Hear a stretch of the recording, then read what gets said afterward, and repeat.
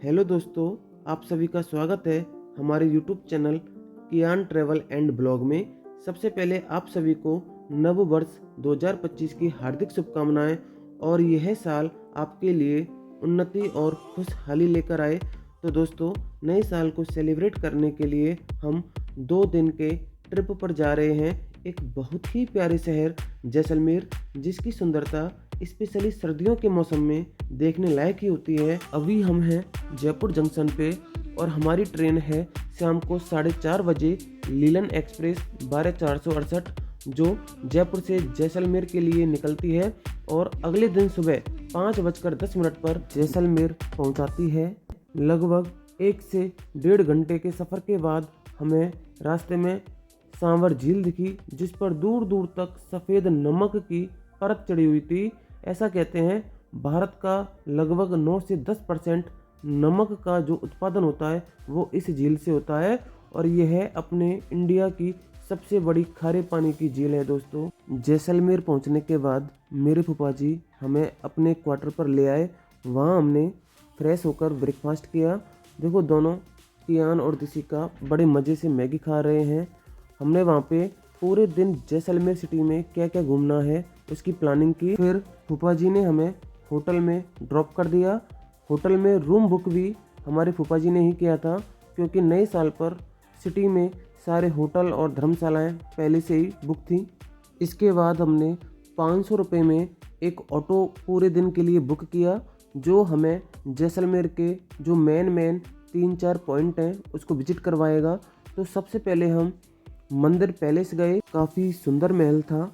Enter करते ही सबसे पहले हमने 360 पर वीडियो शूट किया। आपको पीछे एक मीनार दिख रही है ऊंची सी, इसे ताजिया टावर भी कहते हैं। ऐसा कहते हैं दोस्तों, लगभग 200 साल तक यह महल जैसलमेर के राजा महाराजाओं का निवास स्थान था। इसके अंदर देवी माँ का एक मंदिर था, जिसमें हमने सभी ने दर्शन किए और माँ से आशीर्वाद लिया। चैनल के सीईओ मिस्टर कियान इस महल के इतिहास का पता करने के लिए कोनों कोनों में घूम रहे हैं। कियान को कंट्रोल करना काफ़ी मुश्किल भरा काम है। दोस्तों, जब भी हम कहीं भी घूमने के लिए जाते हैं तो एक पर्सन इसको हमेशा कंट्रोल करने के लिए इसके साथ होना बहुत ज़रूरी है, नहीं तो ये पता नहीं क्या से क्या कर ले। देखो, कितनी सुंदर छतरियां हैं इस महल के अंदर और हम सभी इस महल के अंदर जो आंगन है उसमें घूम रहे हैं। इस महल के अंदर बादल विलास नाम का एक पार्ट है, जो जैसलमेर की सबसे ऊंची इमारत है। यह मंदिर पैलेस प्रेजेंट में एक हेरिटेज होटल के रूप में ओपन हो चुका है। जब भी टूरिस्ट यहाँ रुकने के लिए आते हैं तो स्वयं को महाराज और महारानी महसूस करते हैं। काफ़ी महंगा होटल है। जब भी आप जैसलमेर आएँ तो एक बार इस महल को ज़रूर विजिट करें। इसके बाद हम पहुँचे जैसलमेर राजस्थान की आन बान शान सोनार किला यानी स्वर्ण किला। वर्ल्ड हेरिटेज टूरिस्ट पैलेस है ये दोस्तों, और जैसलमेर को द गोल्डन सिटी इसी किले के कारण कहते हैं। जैसलमेर का संपूर्ण गौरवशाली इतिहास इसी किले से जुड़ा हुआ है। आज 2 जनवरी है। नए साल को सेलिब्रेट करने के लिए काफ़ी संख्या में टूरिस्ट जैसलमेर आए हुए हैं। ये किले का मेन गेट है, मुख्य द्वार है, जिससे किले के अंदर जाना होता है। किले के अंदर और किले के गेट के बाहर टूरिस्टों की काफ़ी भीड़ थी। जैसे ही हम किले के गेट के पास पहुँचे तो किले का गेट मानो जैसलमेर के गौरवशाली इतिहास का बखान कर रहा हो। किले में एंटर करते ही आपको एक मार्केट दिखेगा, जिसमें राजस्थानी संस्कृति, कला, सभ्यता से जुड़ी हुई काफ़ी दुकानें मिलेंगी। आप इन दुकानों से राजस्थानी हैंडक्राफ्ट, हैंडबैग, रेशमी कपड़े, शॉल, सूट, चादर, आभूषण, घर की सजावट के सामान और राजस्थानी संस्कृति की कढ़ाई वाले ऊँट, हाथी और काफ़ी सामान खरीद सकते हैं, जिसे आप जैसलमेर किले की यादों के रूप में अपने घर ले जा सकते हैं। अब हम किले के अंदर आ चुके हैं। दोस्तों, सन 1156 में रावल जैसल नाम के राजा ने थार मरुस्थल की त्रिकुटा पहाड़ी पर एक मिट्टी का किला बनवाया और उन्होंने अपने नाम पर इस किले को जैसलमेर नाम दिया। तब से इस किले को जैसलमेर नाम से जाना जाता है और ये राजा महाराजाओं की राजधानी रहा। ये किला राजस्थान के अन्य सभी किलों से काफ़ी अलग है, क्योंकि इस किले के अंदर हजारों दुकान, होटल, प्राचीन हवेलियाँ, मंदिर और हजारों घर हैं, जहाँ लोग आज भी पीढ़ी दर पीढ़ी रह रहे हैं। इस पूरे किले को रावल जैसल ने मिट्टी के पीले बलुआ पत्थर से बनवाया था, जिसके कारण आज भी ये किला सूर्य की किरणों से सोने की तरह चमकता है। ऐसा लगता है मानो हम किसी स्वर्ण नगरी में आ गए हों। ये किला ही नहीं बल्कि आज की जो जैसलमेर सिटी है, जो इस किले के चारों ओर बसी हुई है, इस सिटी की जितनी भी बिल्डिंग है, प्राइवेट, गवर्नमेंट, कॉमर्शियल, जितने भी घर हैं, सबकी एक एक दीवारें आज भी पीले बलुआ पत्थर से बनी हुई हैं, जिसके कारण ये सिटी आज गोल्डन सिटी कहलाती है। पूरा शहर बिल्कुल पीला पीला सोने की तरह चमकता है। थोड़ा सा चलने के बाद इस किले के अंदर एक और गेट आ गया। इस गेट में एंटर करते ही सकरी सकरी गली चालू हो गई थी और इस गली के दोनों तरफ राजस्थानी संस्कृति को सुशोभित करने वाली दुकानें लगी हुई थी। सभी टूरिस्ट फ़ोटो क्लिक किए जा रहे थे, काफ़ी भीड़ थी। इन दुकानों पर ख़ास तौर पर विदेशी जो टूरिस्ट थे वो शॉपिंग कर रहे थे। फिर दूसरे गेट से जैसे ही हमने एंटर किया तो फिर एक चौक आया, जहाँ पे काफ़ी सारी दुकानें थीं, वाहन भी चल रहे थे, ऑटो थे और इस चौक से काफ़ी सारी गलियाँ निकल रही थीं। तो अंदर आते ही बहुत ही प्यारा फोर्ट लग रहा था ये। और देखो कितनी ऊंची ऊंची हवेलियां हैं, काफ़ी सारी हवेलियां थीं इसके अंदर। और दिसू और कियान एक गली में जा घुसे, जिसके कारण हम भी इसी गली में चल दिए। किले के अंदर ऐसी कई सारी सकरी सकरी गलियां थीं और गलियों के दोनों तरफ लोगों के घर बने हुए थे और घरों के बाहर दुकानें थीं, जो इनके जीवन यापन का मुख्य स्रोत थीं। इस सकरी गली में नेहा की नज़रें भी उस चीज़ की दुकान पर थी जो वो जैसलमेर से खरीदना चाह रही थी, लेकिन उसे वो दुकान अभी तक नहीं मिली थी। और कियान और दिसिका भी भागते भागते अपने लिए टॉय की दुकान ढूंढ रहे थे, लेकिन इन्हें भी अपने लिए टॉय की दुकान नहीं मिली। इस टूर में मम्मी भी हमारे साथ थी, जो पूरी ट्रिप का आनंद ले रही थी। आगे बढ़ते बढ़ते हमें एक और गली मिली। इस गली में काफ़ी भीड़ थी, लेकिन दुकानें बहुत ज़्यादा थीं। गली के अंदर हाथों से निर्मित घर के सजावटी सामानों की दुकानें थीं, भगवान की मूर्तियां भी थीं जो हाथों से बनी हुई थी, और भी काफ़ी सारे आइटम थे जो राजस्थान संस्कृति कला से जुड़े हुए थे। मन कर रहा था सभी आइटम्स को खरीद के घर ले जाएं, लेकिन ऐसा कहाँ पॉसिबल था। तो हम मन को तसल्ली देते हुए आगे बढ़ गए और आगे फिर एक छोटा सा चौक आया, जहाँ पर भी काफ़ी दुकानें थीं, लेकिन इस चौक पर मंदिर थे। ये जो आपको सामने मंदिर दिख रहा है, ये चंद्र प्रभु जी का मंदिर है, जिसमें टिकट से अंदर जा सकते हैं भगवान के दर्शन करने, लेकिन हम बाहर से ही भगवान का दर्शन करके आगे बढ़ गए और फिर एक और गली में आ गए। लेकिन इस गली में घर ज़्यादा बने हुए थे और सभी घर हवेली नुमा थे, प्राचीन घर थे, सैकड़ों साल पुराने घर थे, जिनमें लोग आज भी रह रहे हैं। इसके बाद हमें एक दीवार पर शिलालेख दिखाई दिया, जो जैसलमेर के इस दुर्ग में बने जैन मंदिर के इतिहास को प्रस्तुत कर रहा था। इस किले के अंदर काफ़ी सारे जैन मंदिर बने हुए हैं और हर मंदिर की जो कलाकृति है वो देखने लायक ही है। फिर आगे चलकर मम्मी और नेहा हैंड वैक्स की एक प्यारी सी दुकान पर रुक गए और इस दुकान पर काफ़ी सुंदर सुंदर बैग थे और हर एक बैग पर राजस्थानी कढ़ाई गड़ी हुई थी। ये दुकान उसी चौक पर थी जिस चौक से अभी हम गए थे। इस चौक पर एक और मंदिर था, भगवान ऋषभ देव जी का मंदिर। इस मंदिर में भी टिकट लेकर दर्शन कर सकते हैं, लेकिन हमने भगवान को बाहर से ही दर्शन कर लिया। अब इस दुकान पर मम्मी और नेहा थोड़ा बार्गेनिंग कर रही हैं, देखते हैं इनको कुछ पसंद आता है या नहीं आता है।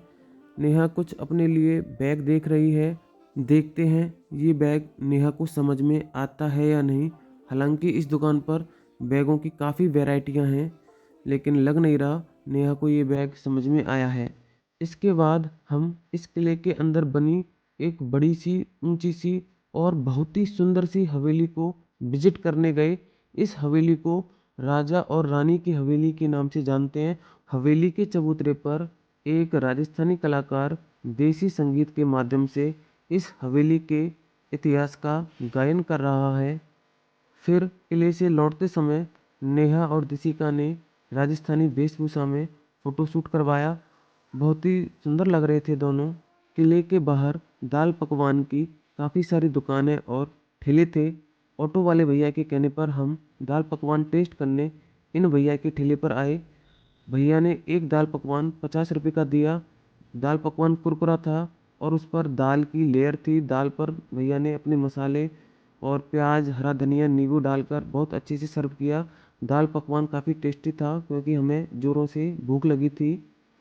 ऑटो वाले भैया ने हमें बताया जैसलमेर सिटी की जो आज पॉपुलेशन है, उस पॉपुलेशन की 50% से ज़्यादा पॉपुलेशन इस स्वर्ण किले के अंदर रहती है। इसके बाद हम एक और हिस्ट्रिकल टूरिस्ट पैलेस पटवों की हवेली को विजिट करने आए। इस हवेली के अंदर 5 ऊंची ऊंची हवेलियां हैं। ऐसा कहा जाता है गुमान चंद पटवा नामक व्यक्ति ने अपने 5 बेटों के लिए 1805 ईस्वी में इसको बनवाया था और इस हवेली को बनवाने में 50 साल लग गए थे। यह हवेली जैसलमेर की सबसे बड़ी और सबसे खूबसूरत नक्काशीदार हवेली है।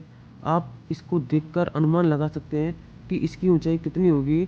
बहुत ही सुंदर हवेली है और एक सकरी गली में बड़े गर्व से खड़ी हुई है और हम इसको विजिट कर रहे हैं। आप इस हवेली को विजिट करने या तो पैदल आ सकते हैं या फिर रिक्शे से आ सकते हैं, क्योंकि यह हवेली एक पतली और सकरी गली के अंदर है।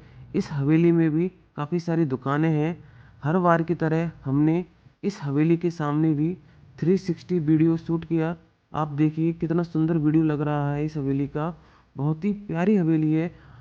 जब आप जैसलमेर घूमने आए तो इस हवेली को इग्नोर कर ही नहीं सकते। बहुत ही अच्छा पॉइंट है, बहुत ही अच्छा व्यू आता है इस हवेली के सामने से। आप ज़रूर इसको विजिट करना। दिशु और कियान के चेहरे अभी तक लटके हुए हैं क्योंकि सुबह से दोपहर हो गई, लेकिन इन्हें अभी तक अपनी खिलौनों की दुकान नहीं मिली जो ये खिलौना चाह रहे थे। हम गली के अंदर गए, काफ़ी सारी दुकानें थी। इसके बाद नेहा और मम्मी की नज़रें एक और दुकान पर चली गई। दोनों बार्गेनिंग कर रही हैं, लेकिन इनकी बार्गेनिंग सफल नहीं हुई। फिर हमने एक वीडियो और शूट किया क्योंकि ये पटवों की हवेली वास्तव में बहुत ही सुंदर है। बार बार वीडियो बनाने का मन कर रहा था। आप जैसलमेर जब भी आओगे तो 100% आप इस हवेली को देखकर ही जाओगे। हवेली के सामने एक राजस्थानी कलाकार हारमोनियम के माध्यम से इन पटवों की हवेली के स्वर्णिम इतिहास का अपने गीतों के माध्यम से टूरिस्टों को प्रस्तुत कर रहा है। हवेली के सामने नेहा और मम्मी बच्चों के साथ यहाँ की स्पेशल भेलपूरी एंजॉय कर रहे हैं। एक भेलपूरी प्लेट की कीमत 50 रुपये है। आप जब भी इन हवेलियों को विजिट करो तो यहाँ की ये स्पेशल भेलपूरी ज़रूर एंजॉय करके जाना। इन हवेलियों की सुंदरता इतनी ज़्यादा है, जब भी आप यहाँ पे आओगे तो इन हवेलियों की बालकनी, चबूतरों और आंगन में फैमिली के साथ फ़ोटो शूट किए बिना आप यहाँ से जा ही नहीं सकते।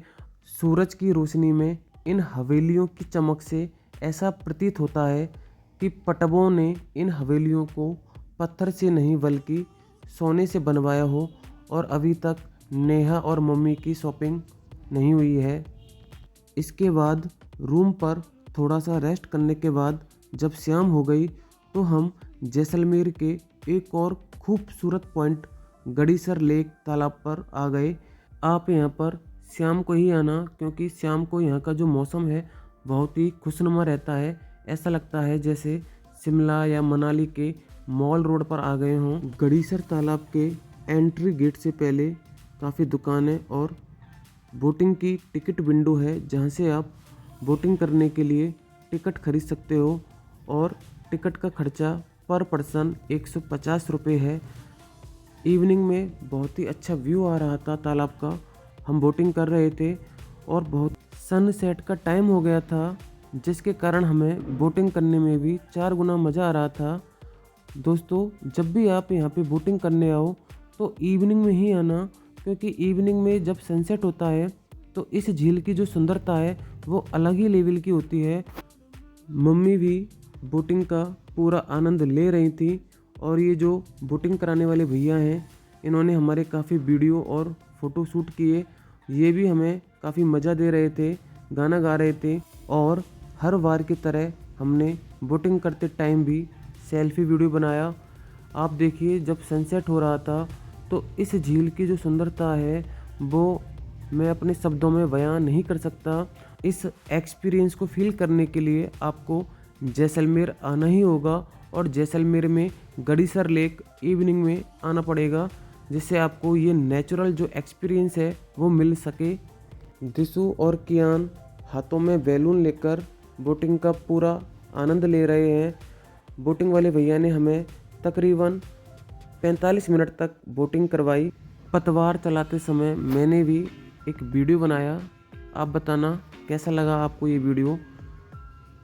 बोटिंग करने के बाद इवनिंग के 6:30 बज गए थे और जब हम गेट से बाहर आ रहे थे तो दिशु 360 पर जो ट्रेंड चल रहा है वीडियो बनाने का, उस पर डांस करने की जिद करने लगी, तो हमने उसको डांस करवाया। गुड़िया ने बहुत ही प्यारा डांस किया। आप बताना दोस्तों, आपको गुड़िया का डांस कैसा लगा। और दिशु के डांस को देखते हुए हमारा कानू जिद करने लगा कि मुझे भी उस पर डांस करना है, लेकिन कानू को कहाँ डांस आने वाला था, लेकिन उसने भी जैसा तैसा टेढ़ा मेढ़ा डांस किया और उसने भी पूरे मज़े किए। आप भी बताना कि कियान का डांस अच्छा था या फिर दिशु का डांस, हालांकि कियान तो केवल खड़ा था। इसके बाद दोस्तों शाम के 7 बज गए थे और हम चल पड़े गड़ीसर लेक पर light and sound show enjoy करने। गड़ीसर लेक के लाइट एंड साउंड शो को जाने वाला जो रास्ता था, बिल्कुल ऐसा लग रहा था जैसे मनाली या शिमला का माल रोड हो। इस रोड पर दोनों तरफ सभी तरह के चाट और बच्चों के खिलौनों की दुकान थी। यहाँ पर एक सेल्फी पॉइंट भी था 2 कैमल के बीच, जहाँ पे आप फ़ोटो शूट कर सकते थे। शाम का समय हो गया था, थोड़ी ठंड बढ़ गई थी। हालांकि दिन में तो जैसलमेर में गर्मी रहती है, लेकिन रास्ते में दिशु पिज़्ज़ा खाने की जिद करने लगी, तो हमने दिशु को एक पिज़्ज़ा दिलवाया जिसकी कीमत 200 रुपये थी, लेकिन वो पिज़्ज़ा दिशु को बिल्कुल भी टेस्टी नहीं लगा। तो दोस्तों, यहाँ पे आप जब भी चाट खाओ तो सोच समझ के ही खाना।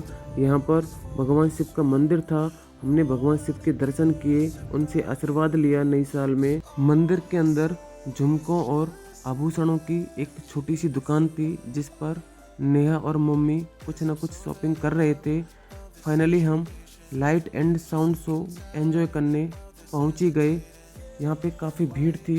यहाँ पे स्वर्ण किले के जो निर्माण की कथा है, जैसलमेर के वीरों का पराक्रम है, उनकी बलिदान की गाथा है, तनोट माता के मंदिर के दृश्य है, रामदेवरा मंदिर के दृश्य है और जो विभिन्न प्रकार की जैसलमेर में हवेलियां हैं उनका जो स्वर्णिम इतिहास है, और यहाँ की संस्कृति को पानी की बूंदों और फुब्बारों से बनी स्क्रीन पर 3D वीडियो प्रोजेक्शन मैपिंग के माध्यम से दिखाया जाता है।